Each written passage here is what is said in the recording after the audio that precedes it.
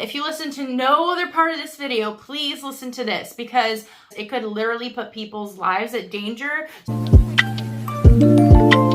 Hello everybody, welcome back to my channel. My name is Christine and I am on a journey to spiritual and physical fitness, and today I'm going to talk about what I'm doing to continue those journeys while TTC. So if you are interested in any of that, make sure you stick around. So if you have seen my last video, you'll know that I was contemplating up in the air whether or not within the next couple months my husband and I will continue our TTC journey, even though I had not yet gotten or achieved the results I was looking for in my weight loss or fitness journey. And so we've prayed about it a lot and we've decided to go ahead with our TTC journey. My husband and I have just been praying over it, and we've decided that I'm going to do what I feel is necessary in order to have a healthy pregnancy. I will also follow this up with a provider soon. I'm hoping to make an appointment to just kind of discuss this. So unless it's completely opposite of what I have found and what I'm thinking, I will continue on with that. But I guess I will keep you guys updated on if my care provider says anything different from what my plan already is. So one thing I just wanted to quickly mention for those of you who have been around for a long time is that I know that my journey has never looked linear. There was times that I was really triumphant, finding a lot of physical numerical success, and a lot of times that I fell, and a lot of times that I find it was good success, and a lot of times that I came back from that. And so anyway, it's never been linear, but one thing I want you to keep in mind is if you look at a lot, and I mean a lot, I'm not saying all, but a lot of successful weight loss gurus, influencers, all of that, you will often find videos, even if they're like short little cliche videos, of them talking about how they lost 100+ pounds and yet they still feel like they're not enough, or they thought they would, if they only lost X amount of weight, then they would be happy, and they're not. And so the reason for that is that it's not only a physical issue. Body image is really not only a physical issue, which is something that I had been talking about on my channel for a long time, that it starts with the mind, it starts with the spirit. And so kind of figuring those things out and figuring out your trauma behind your weight gain a lot of the time and causes and all that kind of stuff takes a little bit more time and a lot more digging, and it's not something you can just slap a band-aid on. So that has been a lot of my journey in the past couple months. And so actually, if you are somebody who has found success in your weight loss, like your numbers and stuff like that, but you still don't feel better, or maybe you're somebody who just keeps hitting roadblocks, I highly recommend this book, Body Keeps Score. It's something that my aunt had brought up to me and given to me, and it is all about the power that your mind has. I can just read the little thing on the back here for you guys to just get an idea. It says, trauma is a fact of life. Veterans and their families deal with the painful aftermath of combat. 1 in 5 Americans has been molested. 1 in 4 grew up with alcoholics. 1 in 3 couples have engaged in physical violence. Reclaiming lives. So highly recommend this book if you're on any sort of self-help journey, especially with your physical body, because it just really helps you with getting to understand how trauma affects a lot of these journeys. So anyway, that was just a little thing on why my journey has not been linear, and I feel like my intro is going to be longer than my entire video, so we're just going to move on. So today I really just wanted to talk about what I'm going to continue to do, what I'm no longer doing, at least temporarily for the time being, on my fitness journey. So one thing is a really large deficit. I know that when I was doing a cleanse and a detox and intermittent fasting, that I was on a major calorie deficit, which was fine because working out wasn't part of that regimen. And physically, I'm going to be honest, I know that there might be a lot of people warning against doing things like that.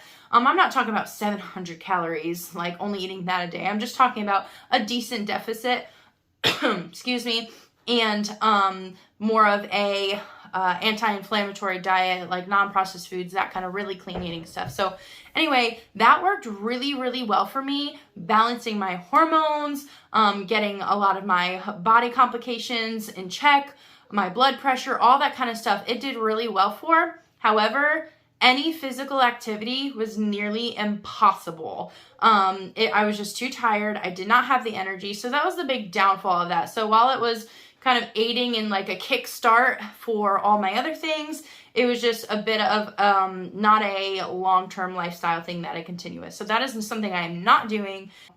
I'm also not doing daily weigh-ins. I will talk to you guys about this in another video, but I'm not going to be doing daily weigh-ins. I will probably do bi-weekly weigh-ins. And the last thing is my unhealthy coping mechanisms. Something that I had talked about again with my therapist is so often you see where people are saying, okay, here's your negative coping mechanism. You just need to get rid of it. You just need to stop doing it. But they ignore the fact that your body is still going to have that desire to cope in some way. So what are you doing instead? And what is working for you isn't always going to work for somebody else. Sitting down and journaling might work for you, but going on a bike ride might be what works for somebody else.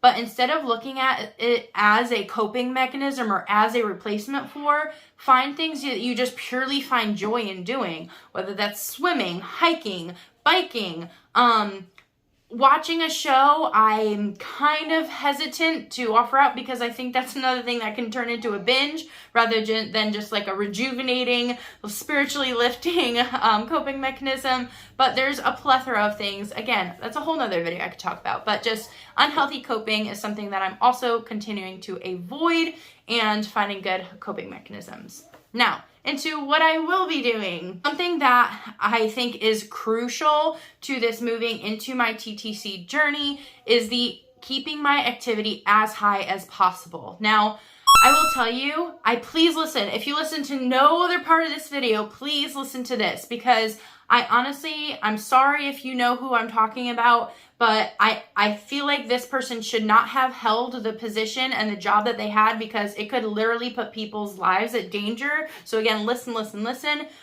What you do prior to your pregnancy, and I'm not talking a week, and it should probably be more than a month, even though that's kind of where I'm at. That's what you can bring into a pregnancy. I had somebody working for Beachbody who was, sharing information with me. I was like, oh, well, I'm pregnant. I was 8 months pregnant at the time. I was like, I'm pregnant. I can't really follow through with these, but I will, touch base with you maybe postpartum at some time. And she's like, oh, we have so many people who are pregnant and do these videos and yada, yada, yada. And I looked into them. These are high intense Beachbody workouts that me at 8 months, who has been on the couch for 8 months, with hyperemesis and prior to that wasn't doing a whole lot either, that could have been really dangerous for me. And so, but there's people who have done P90X and stuff like that their entire lives that can continue throughout their pregnancy. Maybe taking away the fact of heavy weightlifting or anyway, that's going down a rabbit trail. But, so anyway, I want to continue as much activity as possible so that even when I have my food aversions, even when I'm having trouble with my diet and everything, because that's just classically something I deal with as HE during pregnancy, that I can still carry on the physical part of what I hope for my body to be able to do throughout my pregnancies. I will have a small calorie deficit. That is my main goal for my overall fitness, while keeping active and having a small calorie deficit, as well as trying my best. It's really hard, guys. I really struggle with it. Sometimes you can know everything you need, but still struggle to carry through with it. And that is my anti-inflammatory diet. I honestly would have been a person who would just roll my eyes like, that's cuckoo, that's really not helping, it's only the calorie deficit and yada, yada, yada. But somebody who has struggled with hormones and has literally had so many symptoms that I know are associated with my hormones because they disappear when I address my hormones. It's really important for me to do the anti-inflammatory diet with, wheat and dairy and just certain vegetables and stuff like that. So that is a goal of mine, to stick to that. Instead of my weekly weigh-ins, I'm going to do weekly jeans day. And I know that you guys got really excited about jeans day and it kind of just disappeared, but that's because I'm not disappearing. Anyway, that's just because my body hasn't changed and it just feels silly doing a jeans day that looks exactly like the prior jeans day. If you feel like it's not and just a little reminder is helpful, great. I'll continue to do it. Just let me know in the comments. And lastly is the most important, so I should have started with it, but it's good to end with it too, so it leaves it in your brain, is my main coping, which is my spiritual coping.